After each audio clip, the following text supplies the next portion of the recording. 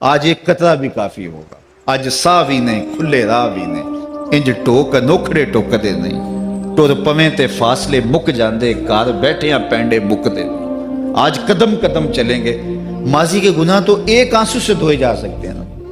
وہ ایک فقیر تھا، بازار میں کھڑا رو رہا تھا، تو کسی نے روک کے کہا بابا کیا ماجرا ہے، کسی نے مارا ہے، کیوں رو رہے ہو؟ اس نے کہا نہیں کوئی ایسی بات نہیں، ان لوگوں کے رویے نے رلا دیا۔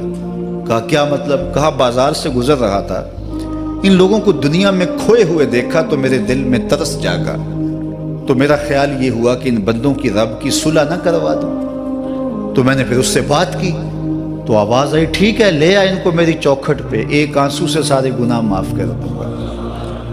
میں بڑا خوش ہوا، میں ان سے بات کی، یہ الٹا میرا مذاق اڑانے لگے، جا بابا کام کر، تجھے کیا پتا دنیا داری کیا ہوتی ہے۔ تو وہ تو مان رہا تھا، یہی نہیں مان رہے، تو مجھے ان کے رویے پہ رونا آ رہا ہے۔ وہ کہتا ہے میں بخشنے پہ آمادہ ہوں، ہم تو مائل بکرم ہیں، کوئی سائل ہی نہیں، راہ دکھلائیں کسے، راہ رب منزل ہی نہیں، جلوائے طور تو موجود ہے، کوئی موسیٰ ہی نہیں۔ وہ تو کہتا ہے میں معاف کر دوں گا، لیکن یہ عجیب ہے کہ یہ آمادہ ہی نہیں ہے، یہ مان ہی نہیں رہے۔ تو مجھے ان کے رویے پہ افسوس آ گیا، ان کے رویے پہ رونا آ گیا، اس لیے میں رو رہا ہوں، ورنہ نے مجھے مارا نہیں، کوئی تکلیف نہیں پہنچائی۔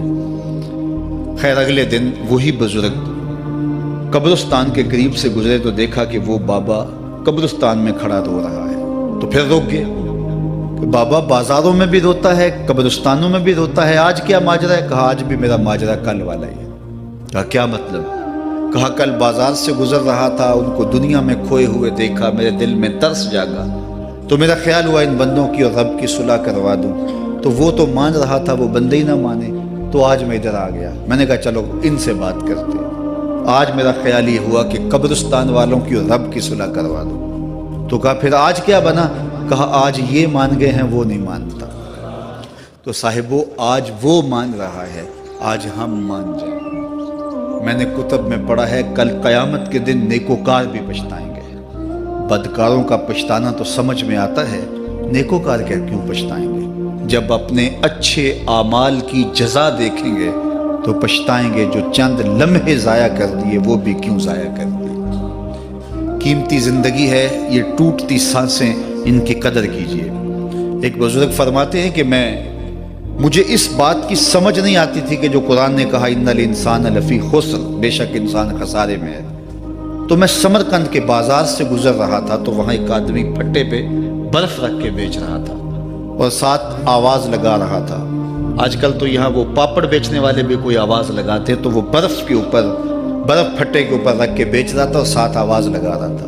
آواز کیا تھی؟ ارحمو ارحمو الا من یذوب راس مالہ، او گزرنے والوں میرے پہ ترس کھاؤ، میں ایسا تاجر ہوں جس کا راس المال پگھلتا جا رہا ہے۔ چونکہ یہ جو برف ہے ایسا سودا ہے جو گاہک کا انتظار نہیں کرتا۔ آپ کپڑا بیچتے ہیں، آج گاہک نہیں آیا، ہو سکتا ہے کل دعانے مہنگا بیچ لیں۔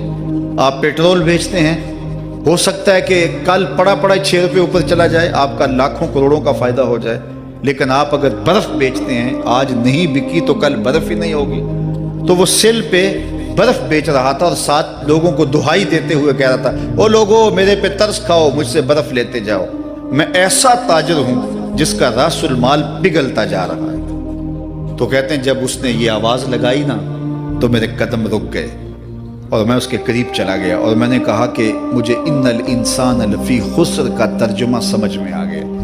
جس طرح تیری برف پگھلتی جا رہی ہے، میری زندگی پگھلتی جا رہی ہے، اور اگر تو اب برف وقت پہ بیچ لے، ان پگھلتی برف کو تو درہم کے بدلے، دینار کے بدلے، پارچہ جات کے بدلے، جنس کے بدلے فروخت کر لے تو فائدہ ہو جائے گا، 4 آنے تیرے ہاتھ لگ جائیں گے۔ اور میں بھی ان سانسوں کے بدلے درود پڑھ لوں، ان سانسوں کے بدلے سجود کر لوں، ان سانسوں کے بدلے قیام کر لوں، کسی دکھی کے سر پہ ہاتھ رکھ دوں، کسی پریشان کی پریشانی دور کر دوں تو میری سانسیں کام آ جائیں گی، ورنہ یہ ٹھہریں گے نہیں۔ سوئے ہوئے ہوں تو پھر بھی سانسیں ٹوٹ رہی ہوتی ہیں۔ تو ہم کتنی جلدی موت کی طرف بڑھ رہے ہیں، تو زندگی کتنی مختصر ہے اور ہم کتنے بے پرواہ ہیں۔ آنکھیں اس وقت کھلتی ہیں جب آنکھیں بند ہوتی ہیں، لیکن کیا فائدہ اس وقت کا؟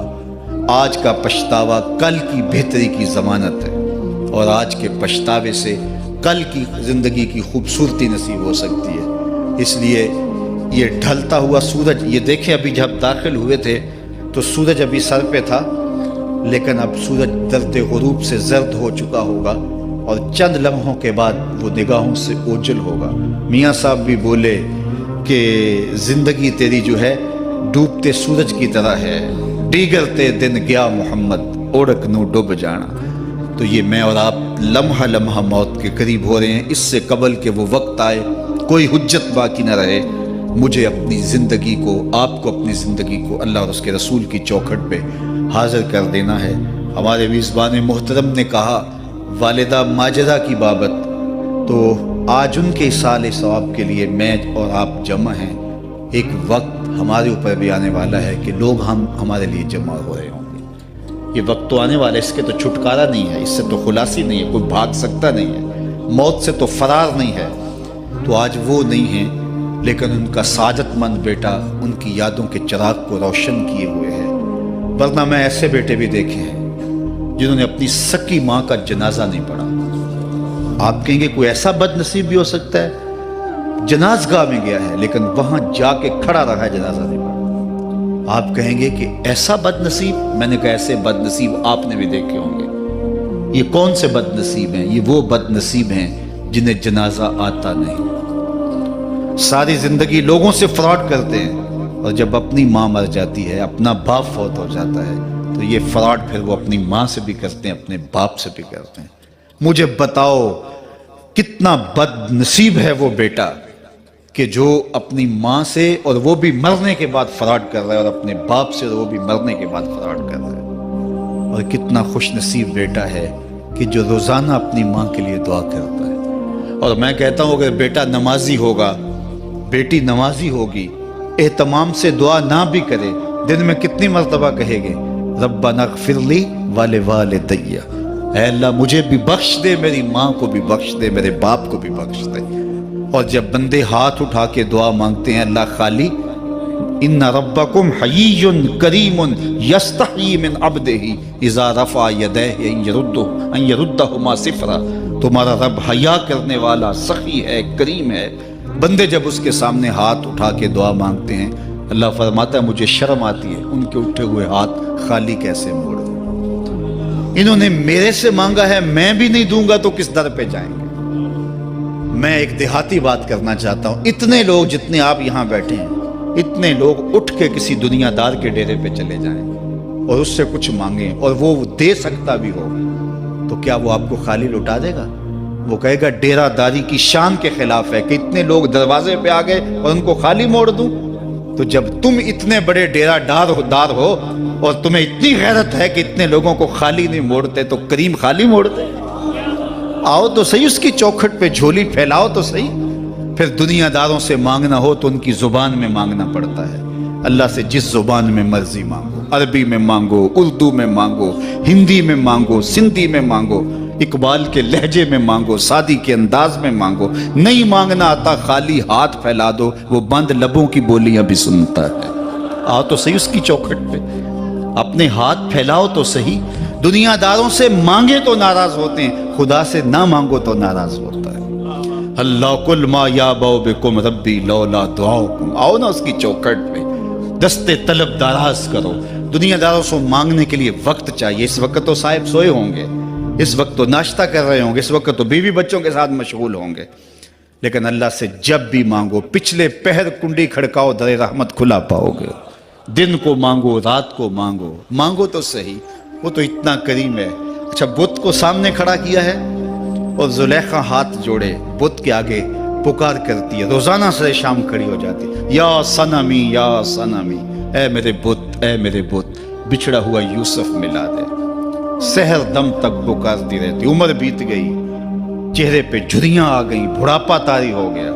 ایک دن رات کا پچھلا پہر ہے، بت کے آگے ہاتھ جوڑے یا صنمی کا وظیفہ پڑھ رہی ہے۔ اچانک نیند کا جھٹکا آ گیا، زبان بل کھا گئی، بولی یا سمادی، یا سمادی۔ کہا جبریل جلدی جا، یوسف کے گھوڑے کا رخ موڑ دے۔ یا اللہ تجھے تو نہیں پکار رہی، وہ تو بت کو پکار رہی ہے۔ زبان بل کھا گئی، یا صنمی کی بجائے یا سمادی کے لفظ زبان پہ آ گئے. کہا جبریل اتنا عرصہ ہوا بت کو پکارتے ہوئے, اس نے کوئی جواب نہیں دیا. آج جیسے بھی اس کے لبوں پہ میرا نام تو آیا ہے, اگر میں نے بھی جواب نہ دیا میرے اور بت میں فرق کیا ہوا؟ تو آؤ آج کی اس مجلس میں ہم ان کی والدہ کے لیے دعا مانگیں. اے عرش کے مالک, ان کی والدہ کو حضور کی ماں کا صدقہ جنت کی بہاریں عطا کر. اور ہم اپنے ماں باپ کے لیے بھی دعائیں مانگے. اے اللہ ہمارے ماں باپ کی مغفرت فرما, ماں باپ کی قدر کرو. میں نے یہ بھی پڑھا ہے جو اپنے والدین کے لیے روزانہ دعا مانگتا ہے, والدین زندہ ہوں تب بھی, فوت ہو گئے ہوں تب بھی, روزانہ ماں باپ کے لیے جو شخص دعا مانگتا ہے ساری زندگی اس کے رزق میں بے برکتی نہیں آ سکتی. تو اپنے ماں باپ کو اگر زندہ ہیں تو قدر کرو, فوت ہو گئے ہیں تو ان کے لیے کثرت کے ساتھ دعا کرو. یہ گھنا سایہ ہے. کبھی آپ نے درخت کو دیکھا ہے کہ ساری دھوپ اپنے پتوں میں جذب کرتا ہے اور نیچے بیٹھنے والوں کو چھاؤں دیتا ہے. ماں باپ سارے دکھ اپنے اوپر لیتے ہیں, اپنی اولاد کو آسائش اور راحت پہنچاتے ہیں. قدر نعمت زوال نعمت کے بعد ہوتی ہے. جب نعمت پاس ہو تو قدر نہیں ہوتی, جب چھنتی ہے تو پتہ چلتا ہے کہ کتنی بڑی دولت تھی جو چھن گئی. میں تو آپ کیا, میری اور آپ کی حیثیت کیا, ماں کی کمی تو آمنہ کے لال نے بھی محسوس کی ہے. ایک دن حضور مسجد نبوی میں تشریف لائے, تا حد نظر صحابہ تھے. الحاوی للفتاوی میں امام سیوطی نے لکھا ہے حضور کو دیکھا تو ادب سے کھڑے ہو گئے. بس یہ منظر دیکھنا تھا کہ چشمان اقدس سے آنسو چم چم جاری ہو گئے. اور حضور نے ایک ٹھنڈی آہ بھری اور روتے ہوئے کہا لو ادرکت والدی او احدہما, کاش آج میرے ماں باپ زندہ ہوتے. انسان نے دکھوں کا دور دیکھا ہو نا, اچانک خوشحالیاں مل جائیں تو پھر انسان یہ آرزو کرتا ہے کہ میرے ماں باپ نے میرا وہ غربت کا دور دیکھا تھا, آج دولت کی چہل پہل بھی دیکھتے, آج میرے آنگن میں بہاریں بھی دیکھتے تو کتنے خوش ہوتے. اب حضور جب پیدا ہوئے تھے تو باپ کا سایہ سر پہ نہیں تھا. 6 سال کی عمر تھی, اپنی ماں کے ساتھ حضور مدینہ المنورہ گئے. واپسی ابوا کے مقام پہ حضرت آمنہ کی طبیعت خراب ہو گئی اور انہیں لگا کہ یہ میری بیماری جان لیوا ہے. ایمن کو بلایا, کہا میرے بیٹے کو بحفاظت امیر قریش تک پہنچا دینا. پھر خود حضور کے سر پہ ہاتھ رکھا. سیدہ آمنہ سلام اللہ علیہا حضور سے کوئی باتیں کرنا چاہ رہی تھی لیکن ضبط کے بندھن ٹوٹ گئے. ابن حشام سیرت کی پہلی کتاب ہے, اس میں تفصیل سے یہ واقعہ موجود ہے. جب سر پہ ہاتھ رکھا تو حضرت آمنہ کی آنکھیں چھلکنے لگی اور روتے ہوئے آپ نے چند جملے کہے. کہا بیٹا ہر نئی چیز نے پرانا ہو جانا ہے, ہر باقی نے فنا ہو جانا ہے. میں بھی جا رہی ہوں, وہ ذکر باق, لیکن میرا ذکر نہیں مٹے گا. وہ ولدت تو تہرا, اس لیے کہ تیرے جیسا پاکیزہ بیٹا چھوڑ کے جا رہے.